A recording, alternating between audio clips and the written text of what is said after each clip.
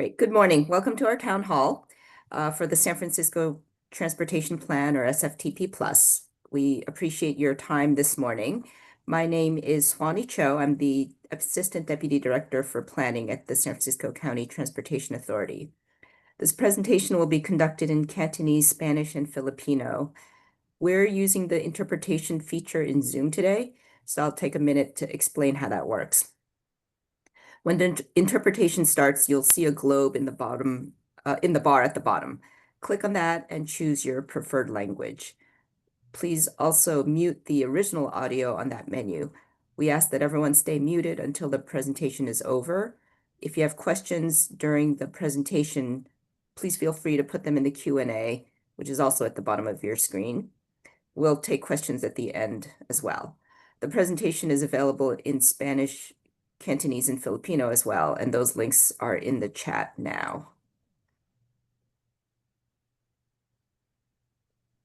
Our 早 interpret 晨，各位，歡迎嚟到參加舊金山交通規劃嘅全體會議。感謝你今日抽空參加今次會議。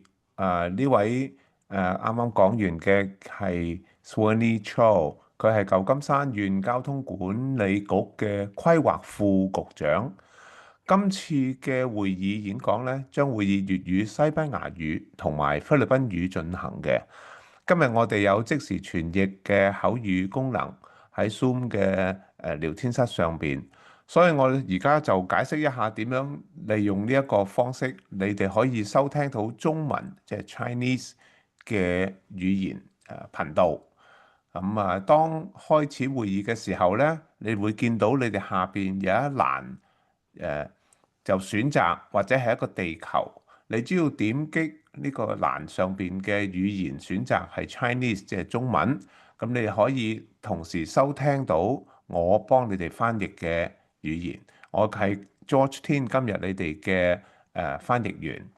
咁但係希望你哋將你哋嘅音量咧係收到關閉佢，將個話筒即係 microphone 嗰個聲關閉佢。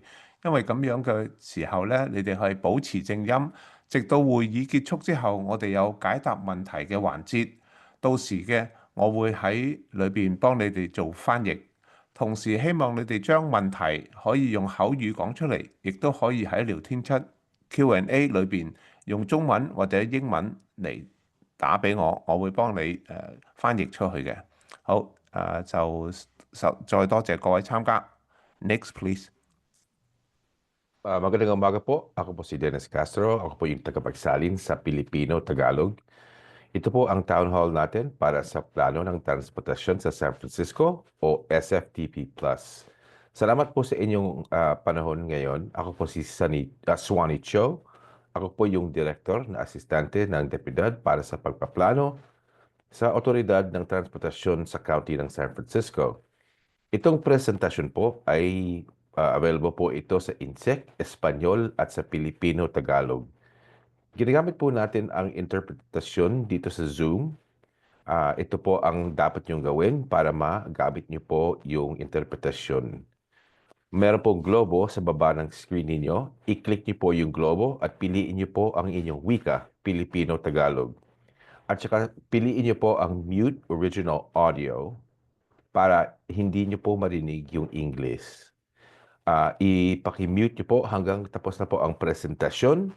Kung meron po kayong mga katanungan habang nangyayari po yung presentasyon, pwede niyo pong isulat dito sa Q&A.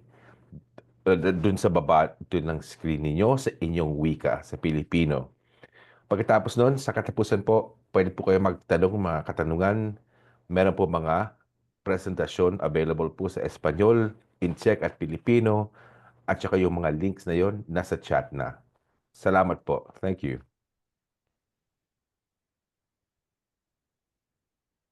Buenos días, yo soy su intérprete de español para esta presentación. Esta presentación cuenta con interpretación, es simultáneo y se llevará a cabo en cantonés, español y filipino. Vamos a estar usando la función de interpretación en Zoom. Entonces tomará un minuto para explicarle cómo funciona. Cuando comience la interpretación, cuando se activa, verás un globo terráqueo en la barra inferior. Lo va a elegir, le va a hacer clic y va a escoger su idioma, en nuestro caso, español. Por favor, ponga en silencio el audio original en este menú. Pedimos que todos permanezcan en silencio hasta que se termine la presentación. Si tiene cualquier pregunta durante la presentación, no dude en ponerlos en la Q&A, preguntas y respuestas, que se encuentra en la parte inferior de la pantalla. Terminando la presentación, vamos a responder a las preguntas. Gracias. Great. We'll now share my screen and start the presentation. We'll also turn on the interpretation channels, give everyone a minute to select languages.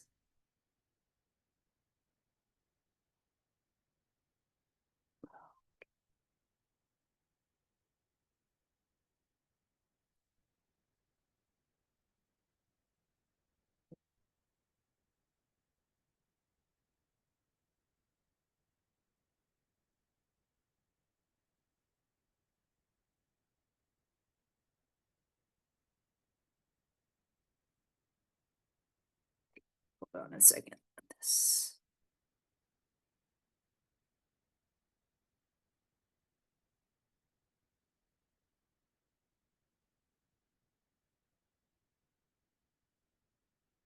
Sorry, hold on.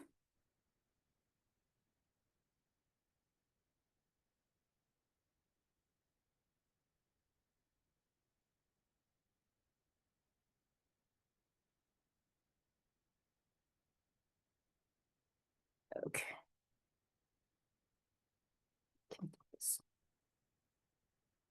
Okay, great.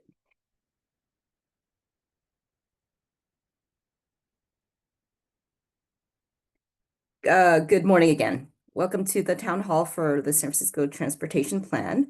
My name again is Swanee Cho. I'm the Assistant Deputy Director. Joining as well are additional members of our SFTP Plus team, Rachel Hyatt, Amy Thompson, Amber Crabb, Brittany Chan, Rebecca Banos Conde, and our community engagement consultant, Emmy Kim. Today, we're going to talk through the SFTP plan in 3 sections: the plan purpose, changes in travel patterns, and the long-range investment strategy. Then we'll like to discuss your priorities.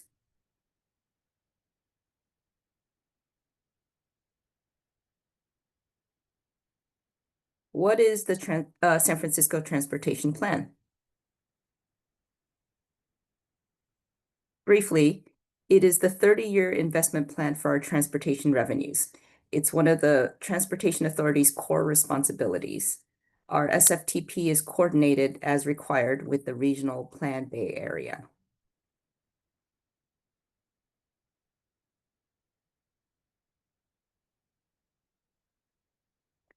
These are the goals we strive to achieve with the SFTP. These goals were developed together a few years ago, working with the SFMTA and the planning department, and with significant community input.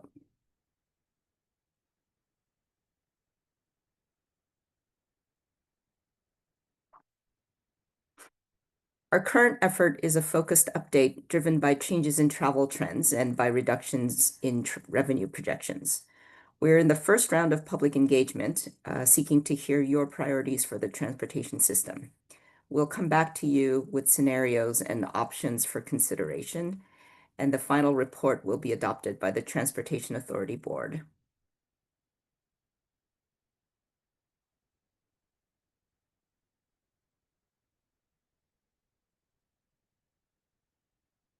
Next, we'll talk about the present-day travel trends and needs.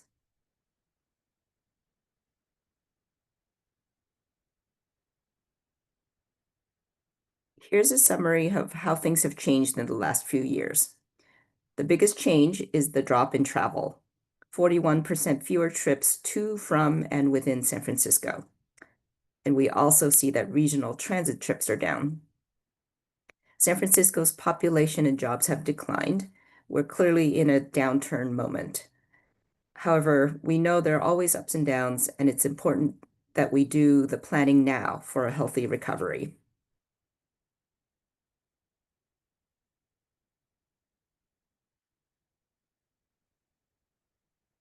Many factors influence this drop in travel. One of those is that more people are working from home. On a typical weekday, almost 3 times as many San Franciscans work from home as compared to 2019.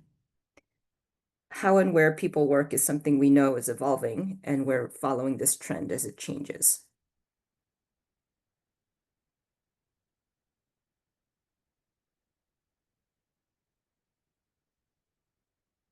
Here's more detail on how people are traveling. Many people who used to commute to work on transit every day are now working from home at least some of the time, which has impacted transit ridership.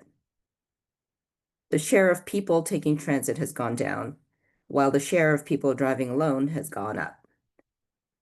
We also note that part of the reason for fewer transit trips is that there was less transit service on the street in 2023 than in 2019.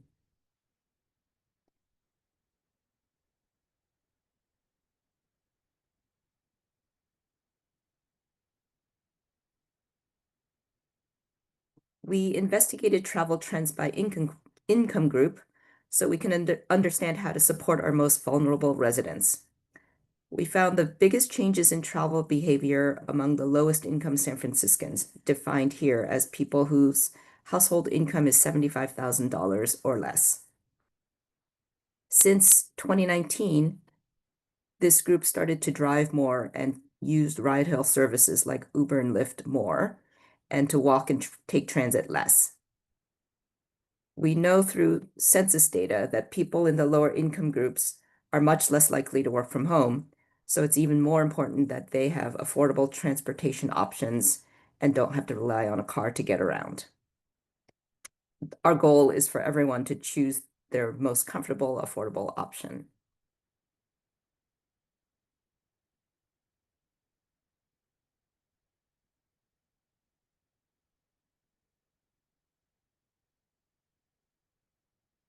Another critical issue that we're facing today is the transit fiscal cliff. We're working collaboratively with SFMTA on funding packages through the Muni Funding Working Group to address Muni's needs, and we're also working with MTC and other counties on the design of a potential regional measure to address the issue. We all know that there's significant risk of major service cuts if those revenues do not materialize in the near term. However, because this is a long-range plan, we assume that we will find solutions for this immediate crisis and that revenues will be available to maintain transit service at 2023 levels.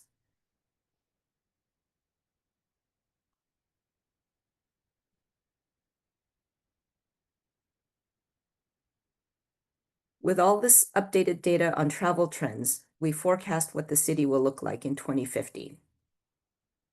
Our projections must align with those in the regional plan, which forecasts more people and jobs in San Francisco and the Bay Area. So while we lost population recently, we know San Francisco is an attractive place to live and work. The city has bounced back from economic downturns and even major earthquakes. We anticipate a healthy recovery, which is why we're planning for a future transportation network to support a vibrant city.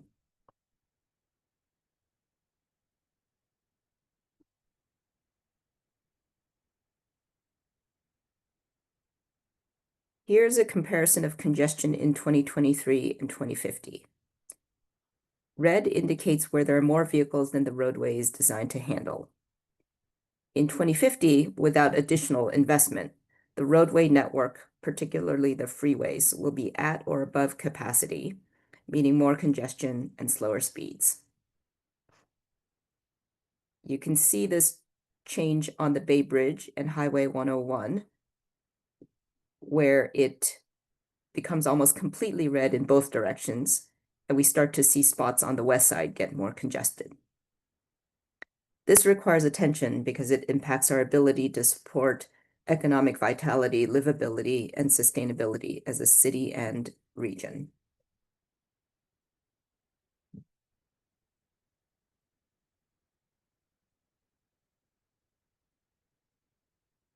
Here's a comparison of crowding on transit. Here too, without a shift in investment, buses and trains will get more crowded. Crowded transit is uncomfortable, of course, and it contributes to delays and unreliability, which in turn impact economic vitality, livability, and equity of our city.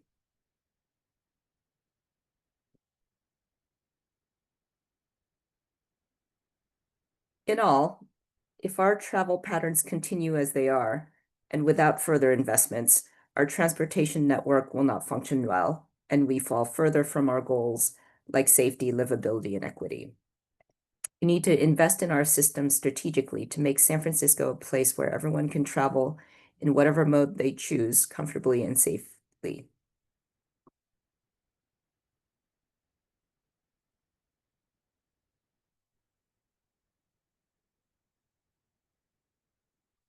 Now we'll shift to the investment strategy to address these challenges. Overall, we're expecting a 12% drop in revenues over the next 30 years. We expect revenues from federal, state, and regional sources to remain about the same. The current administration is creating a lot of uncertainty, but we maintain these projections over the long term. Where we see significantly lower revenues is locally in San Francisco, shown in pink. San Francisco is lagging in recovery as compared to the region because we've been hit particularly hard by the work from home trends and the resulting drop in transit ridership and revenue. We do want to note here that we are including some new revenues from the potential ballot measures in this investment plan. Those are shown in the blue hatch. And again, these projections are consistent with the regional projections.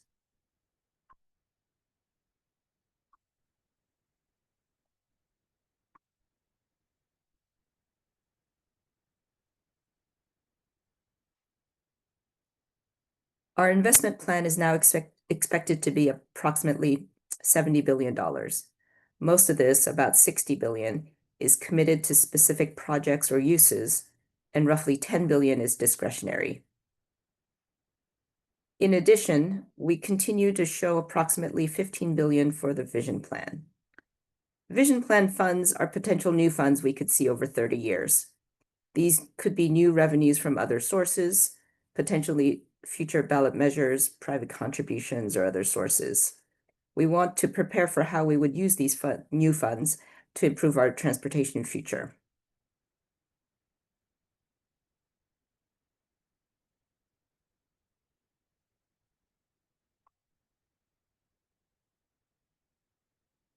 Given lower revenue projections, we need to adjust our investment plan.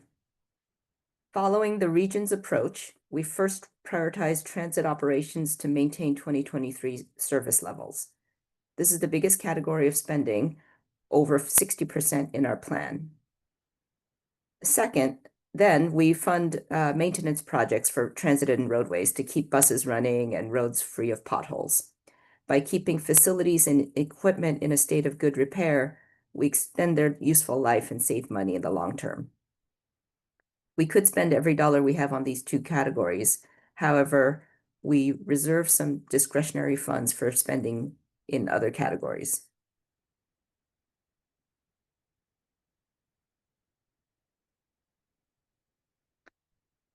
So here are the other major categories of investments. I'll just flip through these quickly. This is safer and complete streets, projects like traffic calming, daylighting, and pedestrian improvements to improve safety and livability.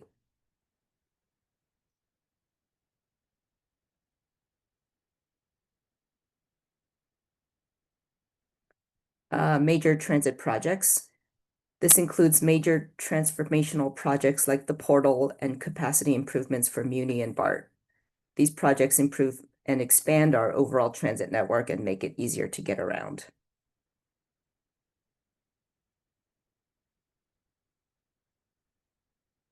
Freeway management. This includes projects that address safety and operations without adding capacity.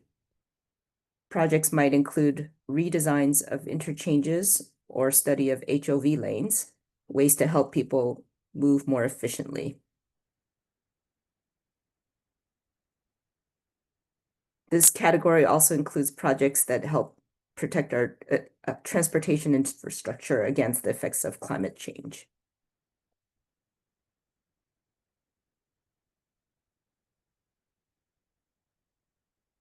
Finally, the Transportation System Management and Planning category funds a variety of measures that help us achieve our goals.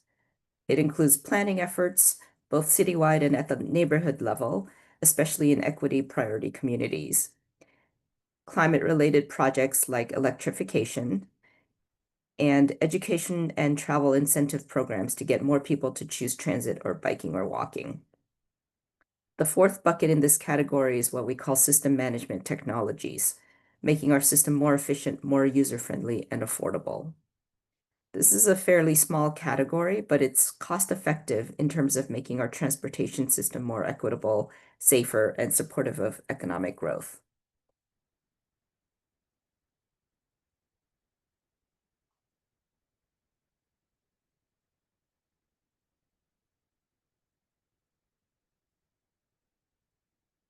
Next, we invite everyone to open up the survey we just posted in the chat, or will post in the chat. There are versions in English, Spanish, Cantonese, and Filipino. There are 3 short questions about what you've heard, and we're hoping everyone will fill out the survey so we can hear from all of you.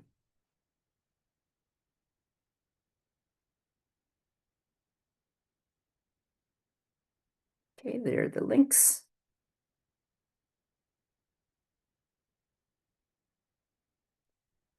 So we're trying to reach as many people as possible in this round of outreach.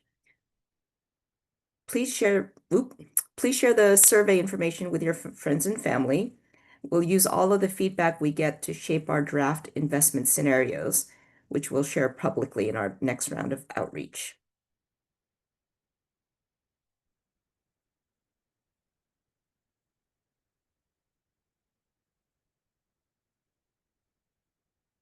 So thank you so much for joining today. We'll stop the interpretation function now and bring everyone into one channel for questions.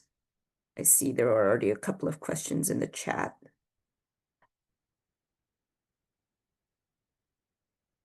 將會結束，我哋大家一齊返到呢個 main room。哦，are we back？ Yes. OK， Great. 好。So 我諗大家一齊返到嚟呢度啦嘛。OK，everybody's back. yes. So I don't see any questions in the Q&A. There was a question about what the revenue projections included, which Amy answered.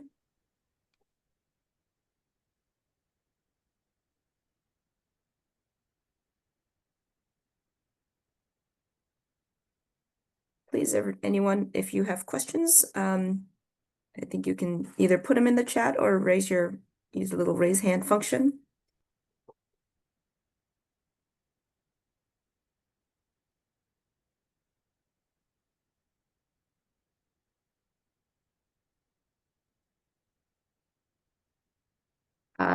Cyrus.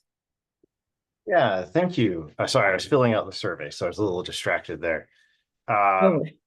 I just had a couple.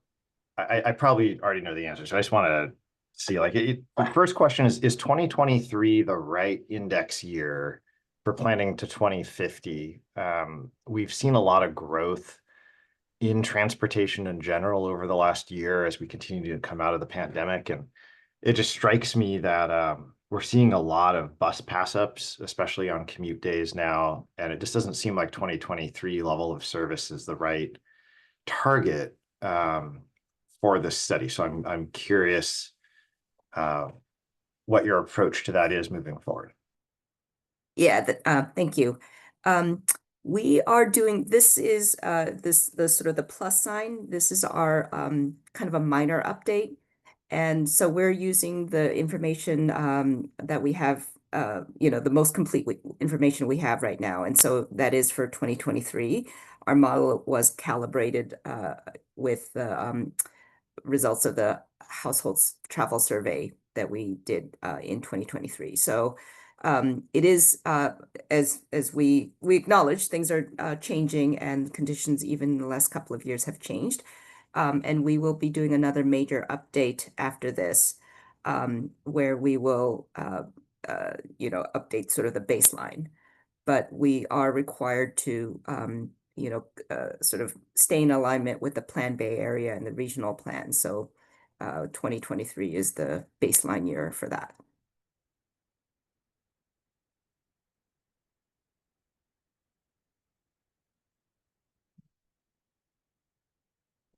Let me know if you had any follow-up questions. I thought I saw another hand, but and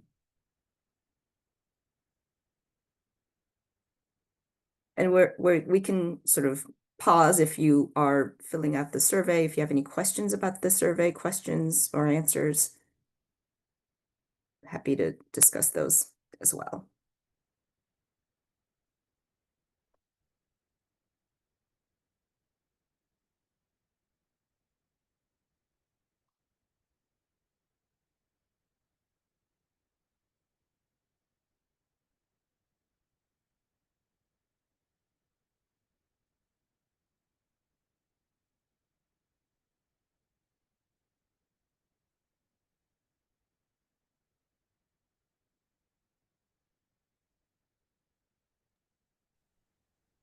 And as this is Rachel Hyatt, I'm the Deputy Director for Planning here at SFCTA.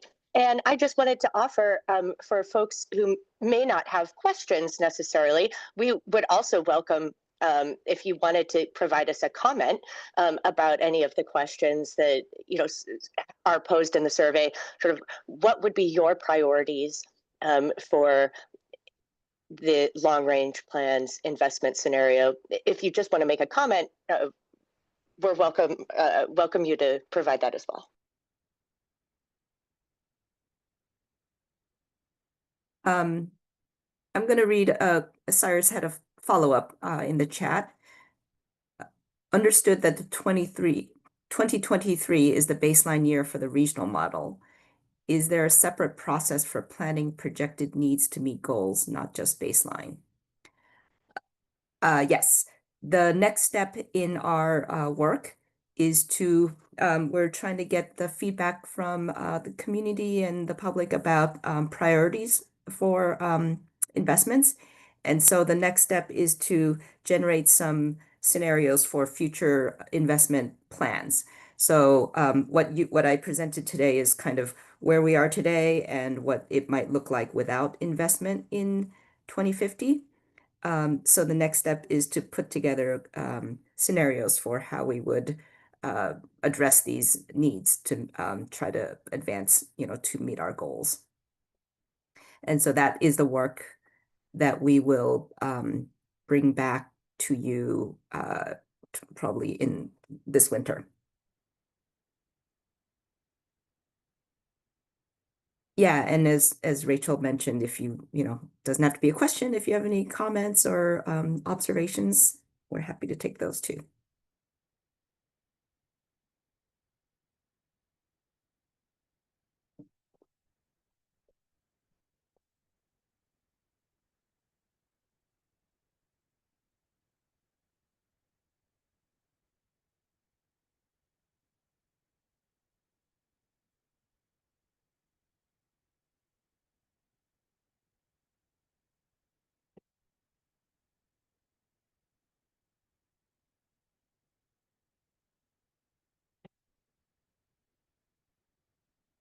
And there's a comment, 2023 levels are good, but will never be enough in the future. Understood.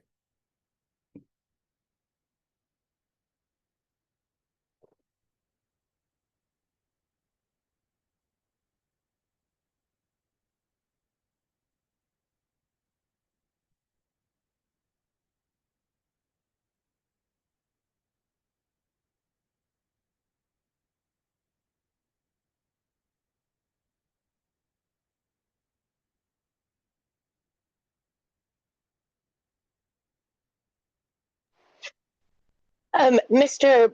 Batutis, when you say 2023 levels are good, but will never be enough, do you mean, I think that you mean transit service levels, but do let us know if we understood that right. Thank you.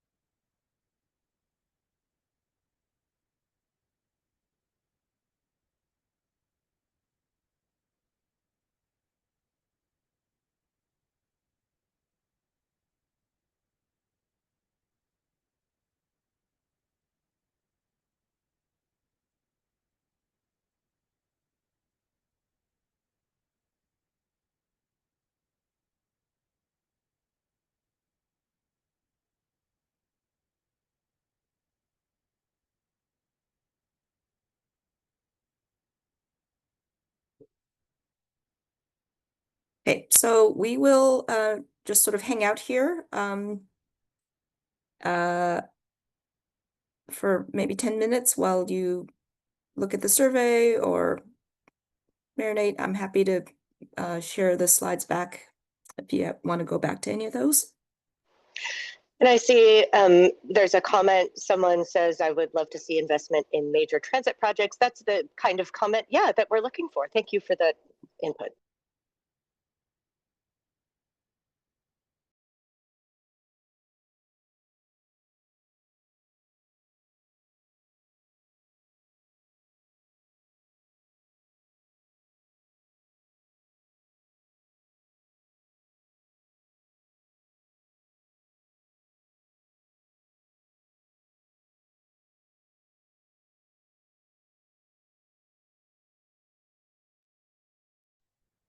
Quick question, Alice, do you want to go ahead?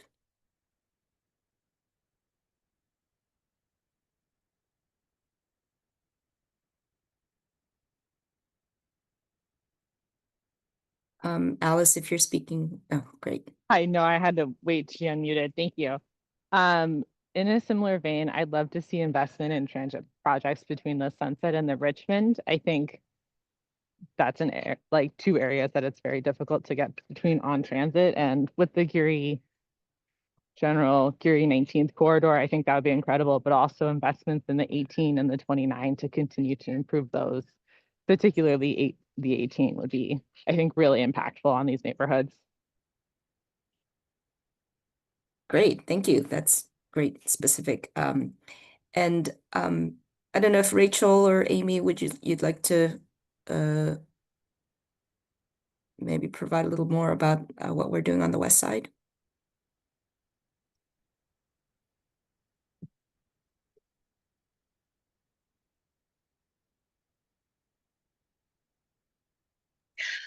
Yes, certainly. This is Rachel Hyatt, the Deputy Director for Planning.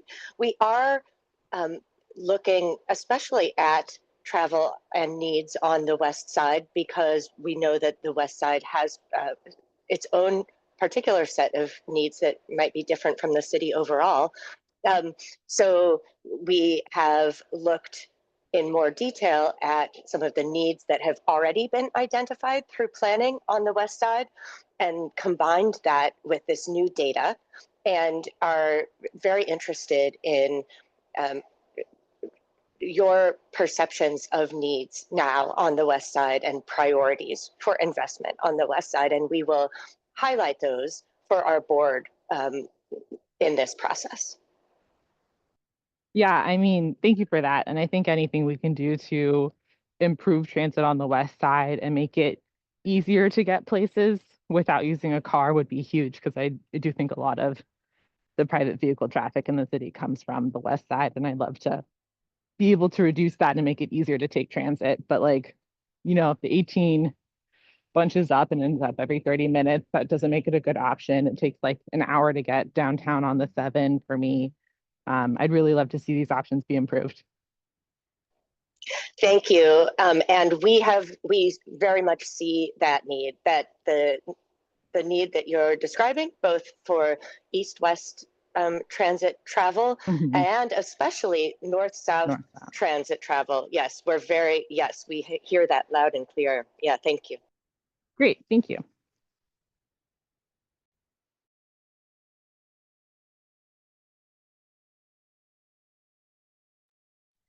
There's a comment about service-biased transit seems to be overplayed in some areas, and I'm wondering if, Dean, you might elaborate on that a little bit. Just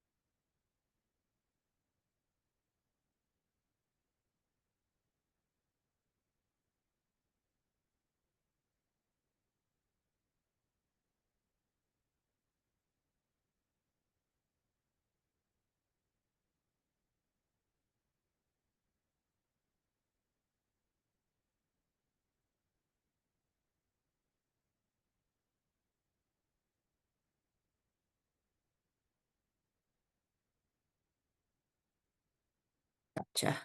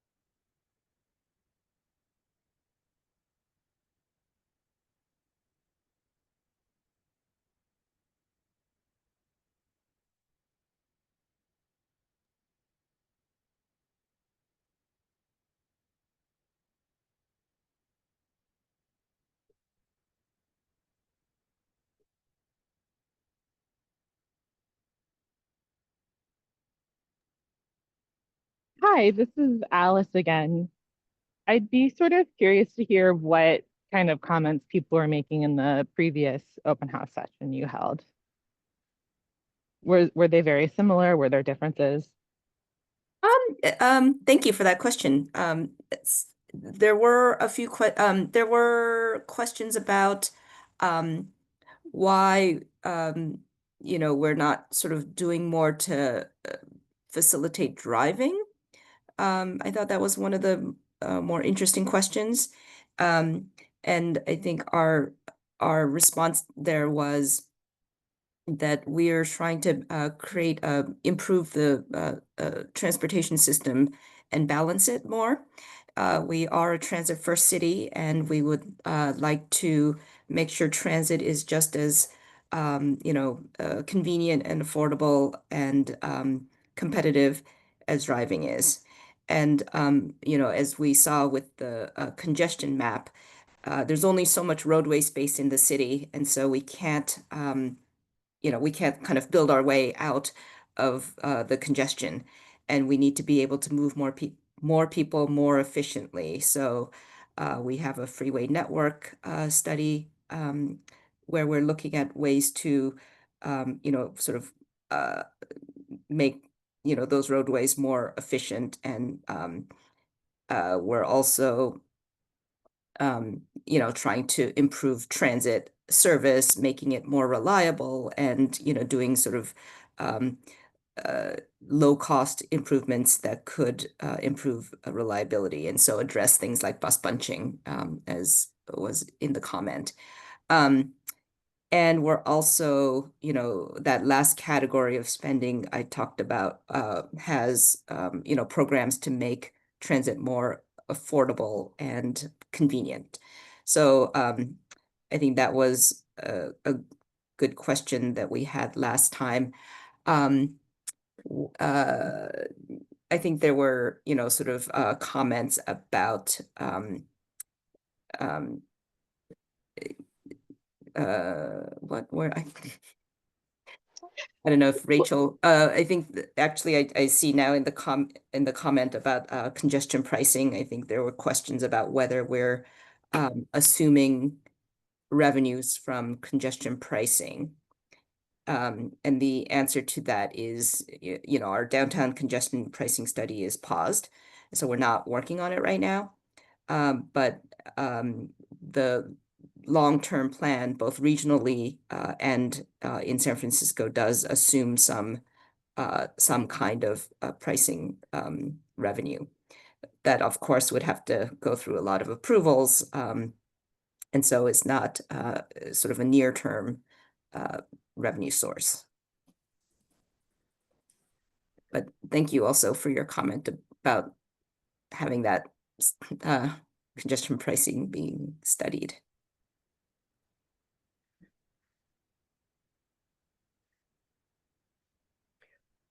Are we still considering closing the subway early this summer? It seems like a very poor idea when we're trying to get more people to come downtown.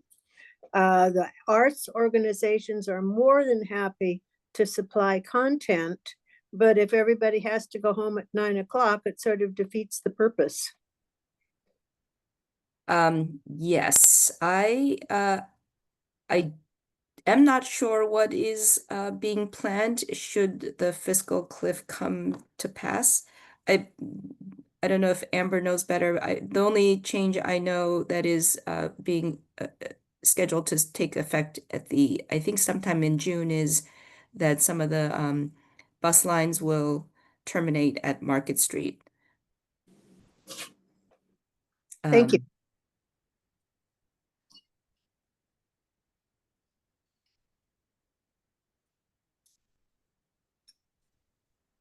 And this is Amber. My understanding is that SFMTA is still discussing options, as well as actively seeking funding for the fiscal cliff, resolving that for next year.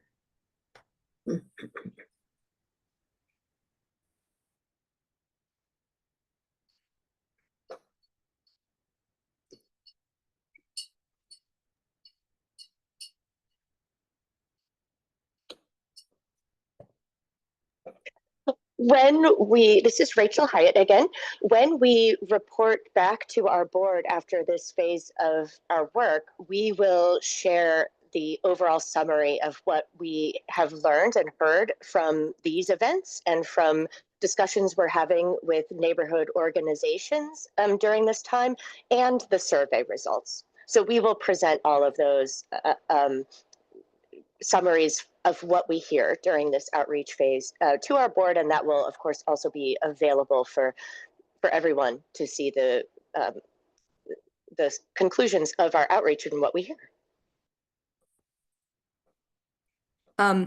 actually, to, I think, Alice's question, if you are, really into it, the recording of the last town hall is on our website or will be shortly, along with the recording of this session. So it's available for you to listen.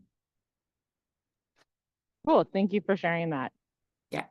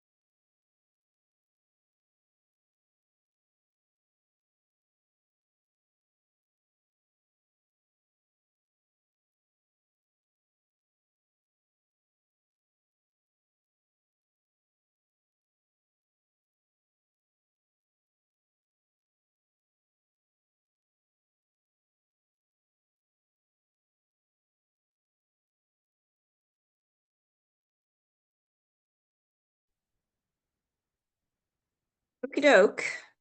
I think we've lost a few people. We are, I think, going to thank you for your time again. I want to also thank our interpreters, George, Dennis, and Elizabeth, for helping this morning. Please do fill in the survey and tell all your friends and family to do so. If you have any community groups you're associated with, we're happy to come to your meetings. And, feel free to email us with any questions that might come to you afterwards. And I think the survey links are in the chat. And I think that's it.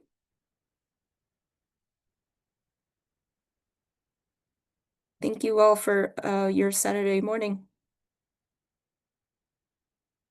Thank you very much. Appreciate it.